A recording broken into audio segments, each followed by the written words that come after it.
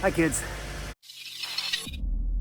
The Toyota's back. My friend Kat was driving last night and the car just quit. Said it was making a weird noise. The battery is completely dead. And she wants to know why, because it's a pretty new battery.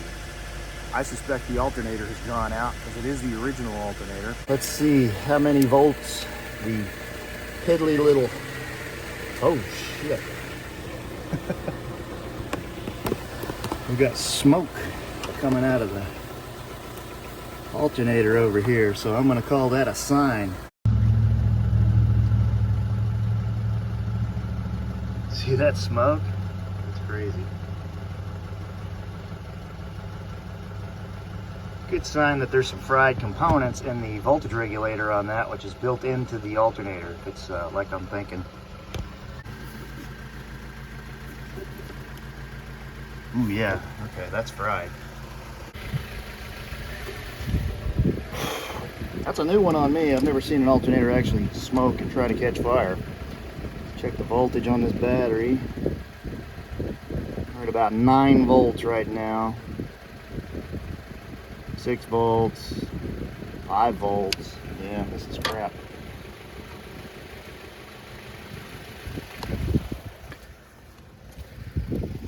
Probably don't have enough to start the car, but let's find out.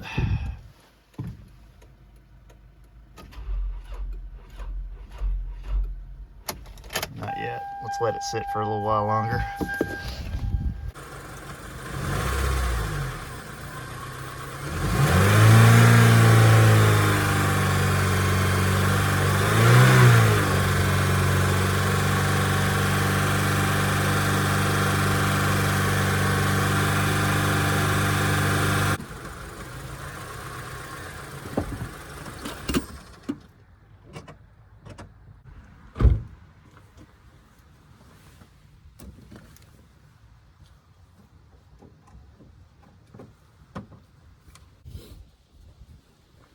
Well, looks like I've managed to kill both batteries now.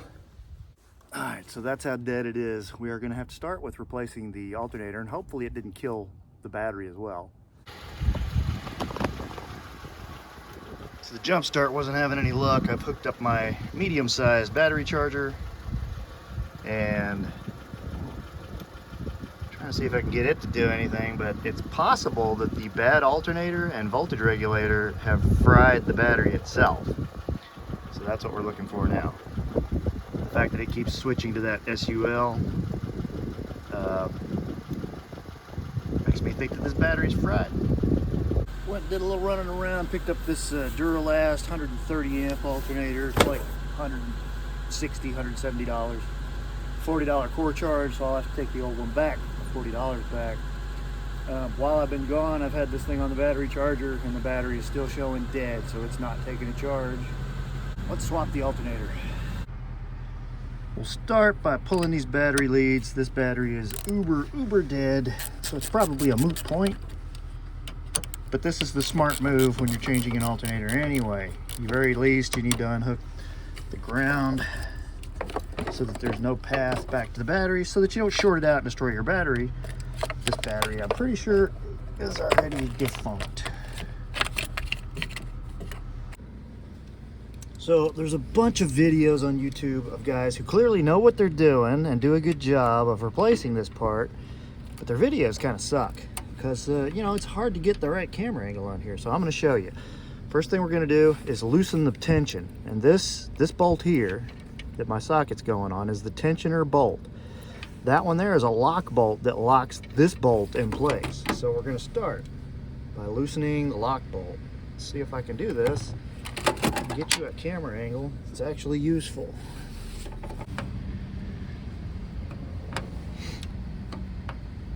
So that's the first move. You have to loosen up that locking bolt.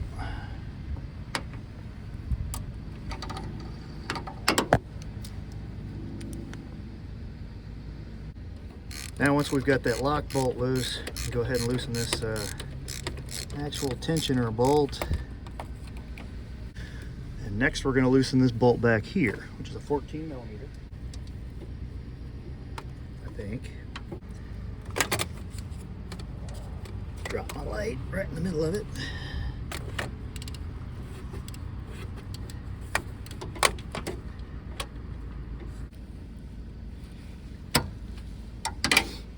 can see how that dropped down a little bit. Go a little more though.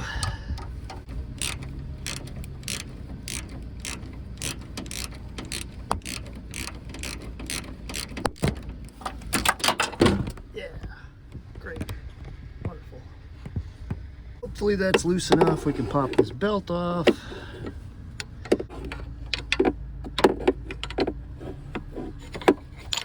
There's the belt off. Finish pulling that 14 millimeter, which should be a really long bolt, in case you're wondering where we are. All right, there's the 14.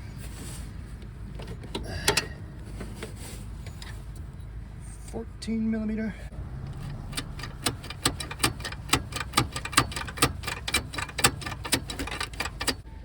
Just try and wrestle it off of what is essentially a hinge there. And we're loose. Of course, I forgot to take all my wiring connections loose, so let's take those out real quick. Here's our wiring connections. This is your direct from your battery.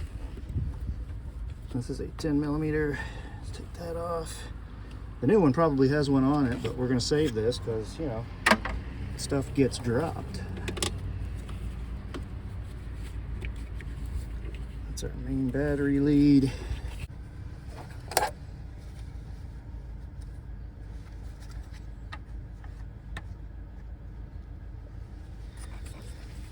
A little tab right there. Push in on that. Loose.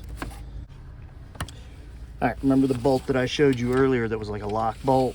That's got to come out. That's another one that holds it in. So I'll take that one out. All right, now we're loose. There's that bolt. That goes in the bottom. And should be able to pull this monkey out. There we go. Get it out of there. Let's go ahead and move this wiring harness. Let's see if that gives us a little more room to wiggle. Wiggle, wiggle, wiggle. Kind of trying to sort of come out. It's kind of, sort of. It's like birthing a baby.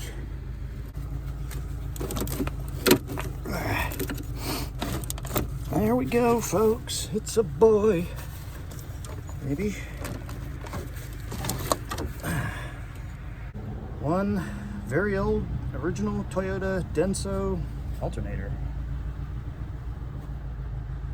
Here's our new rebuilt one. What does this say? Stop before you return this part to the store. I'm not returning this part to the store.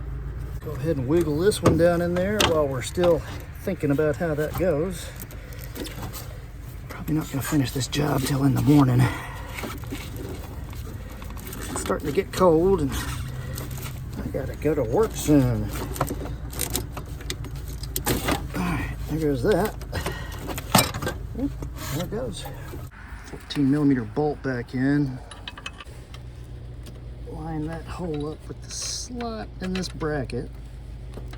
A little tricky to get this long bolt fed into here. Ah, there it goes.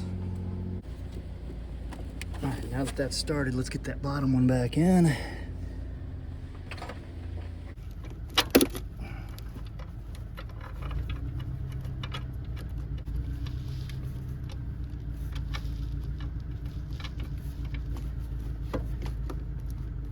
So that bottom bolt is proving to be rather pesky. So to address it, I can't line the thing up and get both of my hands in there to line it up and put the bolt in. So what I'm going to do is take this 14 millimeter bolt and snug it in there enough that when I move the alternator, it stays put. I don't want it tight really, but I want to be able to adjust the alternator and have it kind of sit where I put it, like that. That'll help me not have to need 4 hands when doing this. So there's that bottom bolt I'm still kind of struggling because I can't see it and I can barely feel it because it's back up under the alternator, but got to line that up with the hole in the alternator, screw that down, and we're almost done if I can get this stupid bolt in. Okay, that was the trick. That's what finally got it. I'm now started on that bolt. So I can crank that in. We'll put the belt on, and then we'll start tightening all this stuff up. All right, there's the belt on. Now let's start cranking up some tension on that. Got my little 12mm box in, ratcheting wrench out, and I'm running that 12mm bottom bolt in as far as I can. Probably tighten it up and then back it off a little bit before we go crazy with this. Make sure things are snugged up pretty good. Also, folks, it's about 40 degrees out right now. Fun. So to keep from boring you to death, let me tell you a little bit of story about this. Yesterday, my friend who owns this car called me up and said, the car's making a funny noise. I don't know what it's doing. And I said, well, why don't you bring it by my house, and before I go to work, I'll get a good look at it. She said, oh, no, I got too much to do today. I gotta go do all this stuff. I maybe bring it by later this week or next week. I said, okay.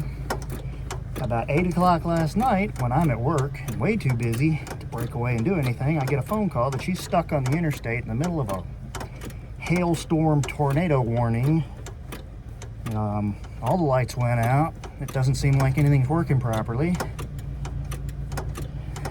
And she ended up having to have it towed to my house. And that tow probably cost her a pretty penny. And now, instead of replacing an alternator that was making a weird noise, we're replacing an alternator and a battery. So the job went from about $170, $180 job in parts to also having to buy a probably $150 battery and a tow. It gets expensive, folks, when you don't take care of your stuff in a timely manner. All right, let's tension up this belt some.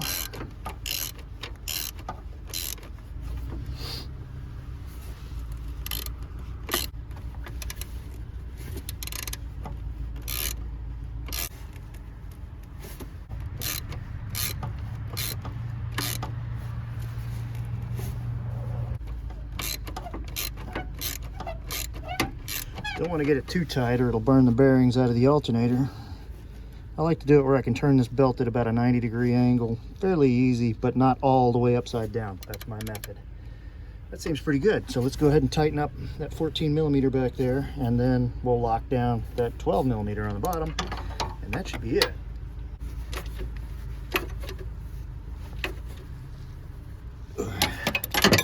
Uh-oh.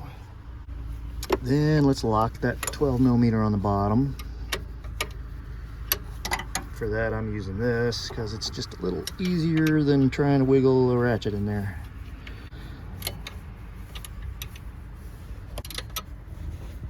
All right, that's locked down.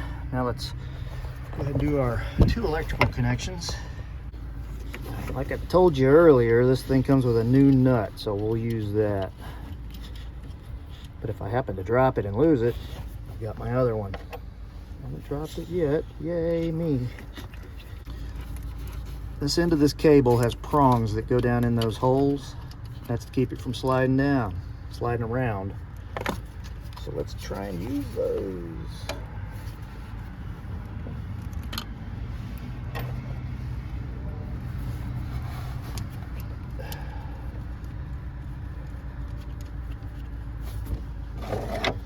$10mm.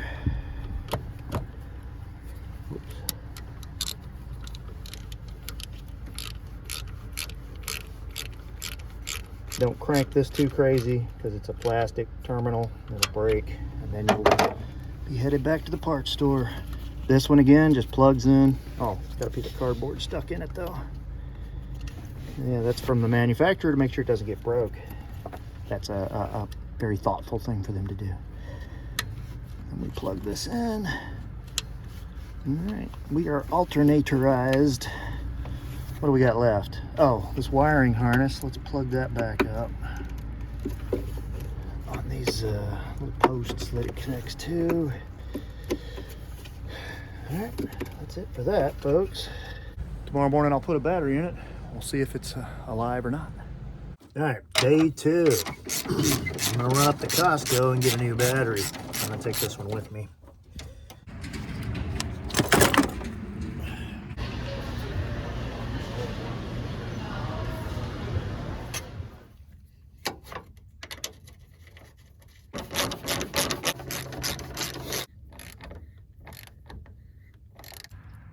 moment of truth.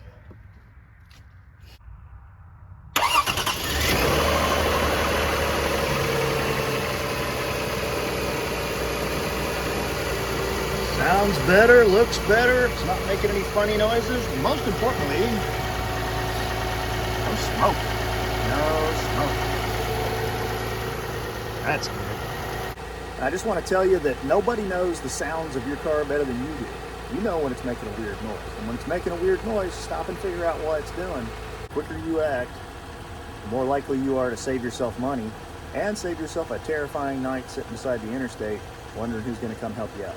So until next time, this is Clint Searcy saying, you can do this, I promise.